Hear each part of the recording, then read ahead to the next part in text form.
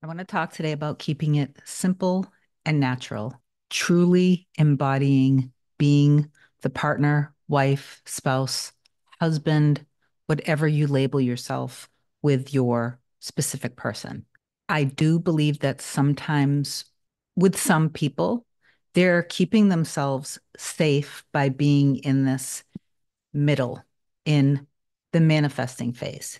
I say this because it did actually come up with one of my clients last week, and I believe that it was a very profound realization that she had. And I also believe that this is going to be one of her breakthroughs with her specific person. There were things from her past, specifically around an ex spouse, that was traumatic for her, and she didn't quite realize at that time in her life what her self concept was. The self concept that she had at that time stemmed from roots of her being abused when she was growing up by her father, a male figure. She ended up experiencing harsh relationships with men. While you don't have to heal, some people do get to a point where they're seeing a lot of results with themselves and even in many cases with their specific person. But the closer you guys start getting, then all of a sudden it's up and down, back and forth. Whatever the circumstance was that you really, your circumstances are simply the barrier that you've put around yourself to keep yourself safe. And again, while you don't need to go on a lifelong healing journey, you can heal something very quickly simply by allowing yourself, when you're triggered, to love yourself, to tell yourself the things that you need to hear in that moment and the things that you needed to hear back when whatever the abuse was that was happening. Maybe you can even imagine seeing, like I'm all about revision. I healed my traumas from the things that happened when I was growing up. And by doing that, I became so relaxed, feeling so at ease, allowing myself to feel safe and secure, knowing that I'm always loved, I'm always safe and secure in all of my relationships. Such healing to the point where, oh, it was probably about a month ago during a session, one of my clients had mentioned, they were talking about their own traumas, and they said, just like you have your traumas with your dad. And in the moment, I was like, I was almost taken back, like, I didn't have traumas with my father. But it was because I allowed that little part of me while she was triggered. I comforted her, I nurtured her, I had compassion and patience. I detached all of it from my mirror soul, Hannah. I opened myself up to allow the God within me and the God without that created all. I and my father are one, but my father is greater than I. I allowed all of the love and all the healing to love those parts of myself to feel fully healed. Thank you for healing me. Thank you for comforting me. And then I ended up allowing myself in that moment, because I knew I was safe and secure. I allowed myself to go back from when I was 4, 5, whatever the age was, when I experienced negative things. And I allowed that little part of me to get it off my chest because I knew I was safe to do it. So I allowed myself to say everything that I needed to say to my father at the moment. And then I allowed myself to experience him loving me, him comforting me, him apologizing to me, him telling me that, validating me and my feelings and telling me that I do deserve more and that he's sorry and that it wasn't me at all, that it was him. I also did that with ex people that I was dating or people that I was with, where I was cheated on, where I was betrayed, where I was not a priority. They were all created from a self concept that really didn't know my value and worth. And so then that was reflected back to me through them. But they were all meaningful because they all showed me parts of myself that I needed to accept, release, let go of. Revision is very powerful for this. But anyway, before I get further into this, I want to talk a little bit more about this Please do like, comment, share, and subscribe to my channel if you love my content. If you want me to be your coach, email me a short description, please, to kim@coreunion.com. We will get back to you with my next available session. After you've booked on my website, coreunion.com, you can do a single session or a package of sessions. The package is what most people end up doing simply because it's more affordable to meet with me more than once. If you are truly believing in the law of assumption and you are surrendering yourself to the process and you are realizing that you are more than just this human ego, the me, the me, the me is not God. The I am is God. And the I am created you. You are that, but you're experiencing life from this human existence. When you truly trust and believe in that, truly trust and believe in that, then a lot of these other things of the human ego, the fears, the worries, the doubts, the limitations that you put on yourself, whether you deserve to be in the relationship, if you're good enough to be in the relationship, if you are safe to be in the relationship, if people in your reality actually value you, respect you, see what you bring to the table, appreciate you, that when you're in the relationship itself is now easy, secure, flowing, harmonious, supportive, loving, nurturing. That is the energy that you're in. But if these other things have not been addressed, then handle the deeper triggers the way I described earlier in this video. Once you've handled them, because you don't want to suppress your human emotions, that is what causes diseases. When you're suppressing your fears, fear thrives on fear. When you're suppressing you need to cry, but you're afraid if I cry, that means that I'm doing something wrong. And if I cry, then I'm not going to be able to be with my person. If you're suppressing your anger and your frustration because you're like, well, I was told I'm supposed to be in this high state all the time, you're defeating yourself because you're not releasing and letting go of the old stuff that was projected onto your person. So feel safe in the moment if you're in a deep trigger to handle it. Handle it the way I described in the beginning, and then now you then surrender and you just take it all and you go, this is for you. I know that you've handled all of this for me. Thank you. And then go back into being thankful and grateful for the relationship. And if in the 3D, for the collective that has manifested their specific person back, and then let's say, for example, the specific person is showing up, that they're showing up in some form of fear, not trusting, that they are, Butterfly Empress, part of this is for you because your comment on the live the other day, I missed it, but then I went back and I looked at it and you basically said something like, I'm being ghosted again. What should I do? Should I reach out or not? Right there.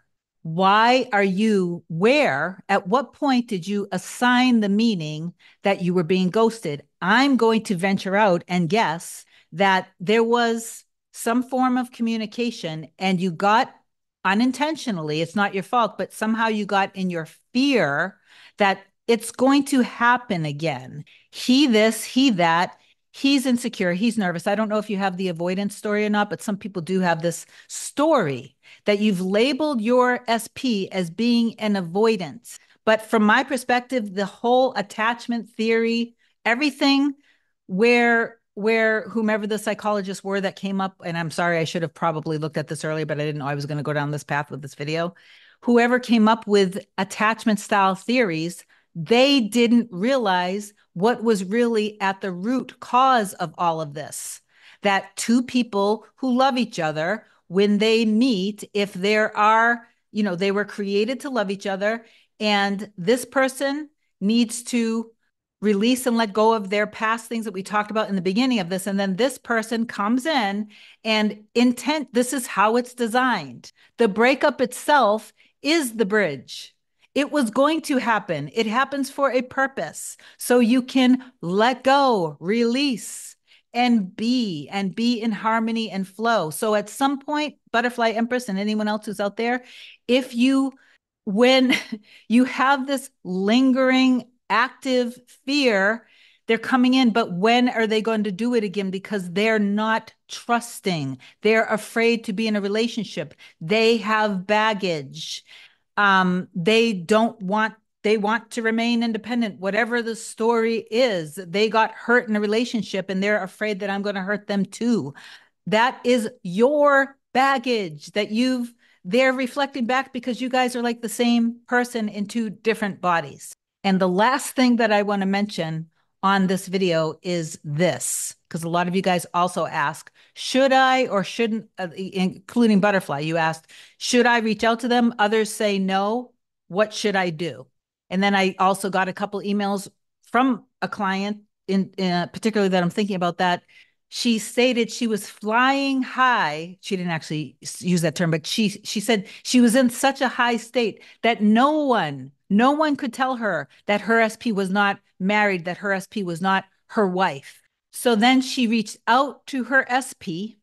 She didn't hear back. She went on to send an email. She didn't hear back. Then she blocked her SP. So this is what I'm going to suggest in terms of reaching out to your SP. You don't have to. If things happened in the 3D that you're perceiving as, I don't know, something that makes you nervous about reaching out, instead of reaching out in the 3D, when you do reach out, imagine that you guys are in the relationship. So you are already reaching out to each other because you always stay connected because you are together 24/7. You are in the relationship. In the relationship, you are not being ghosted. Your person is not ignoring you. There would be no blocking. That's the 3D. So if you do listen to the urge that you have to reach out, fine. But when you do that, you do it in trust and confidence, and then you pull out of the 3D again. As soon as you go into waiting again, you are not waiting. If you're in the relationship, you are in the relationship. You're not waiting for anything. This is a matter of truly understanding that the 3D is reflecting your beliefs. So energetically, you and your person are one. You and your reality are one. This is a fact. So keep shining your spotlight on the relationship, how you want it to be. Have it be a relationship of harmony, flow, stability, security, a lot of love, a lot of support, a lot of seeing each other's value, appreciating each other, having that confidence that you are safe and secure, that the two of you guys equally feel safe and secure with each other. You went through stuff in the beginning, which actually just made your relationship all the more beautiful because you got all of the stuff out of the way in the beginning, and now you can actually enjoy your lives together in a way that you both have always dreamed of. Stop seeing your SP from separation from the 3D. Stop trying to manifest from your human ego. Stop putting labels, mental health conditions, addictions, etc., etc., etc., onto your person and onto yourself. Be the version of you in the loving, healthy, secure relationship and let it all go. I'm not saying you let go of your person or the relationship. You let go of the 3DBS every single morning, noon, and night. You are in it. You wake up in it. You go to sleep in it, in the relationship. You do what you need to do as far as techniques, whatever resonates with you, to stay in that energy throughout the day. And again, if you have a deep trigger, handle it and then hand it over to God. Let God handle it. Hand everything over to the I am that is within you. And one last thing that I want to share before I end this video is this.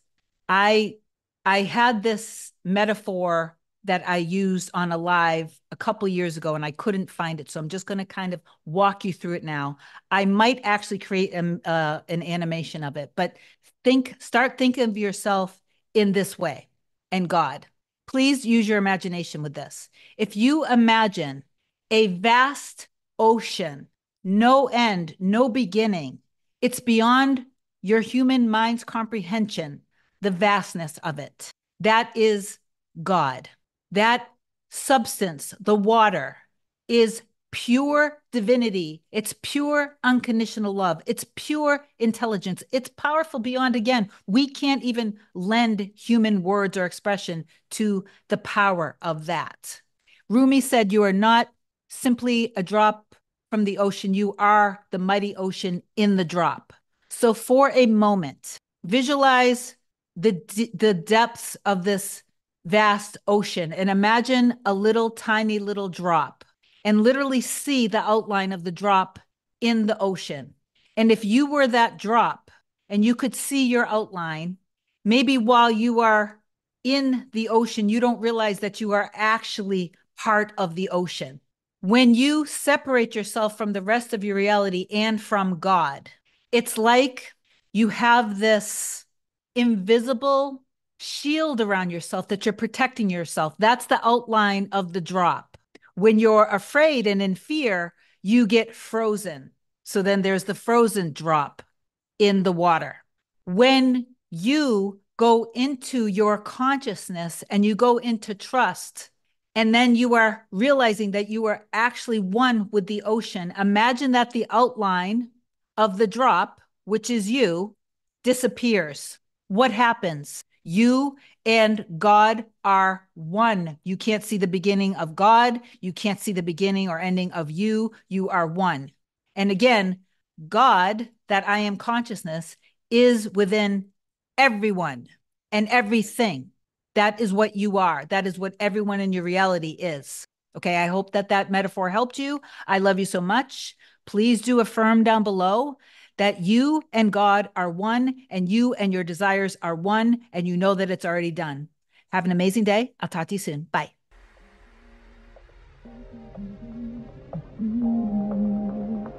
Nothing can come, nothing can come, nothing can come between us.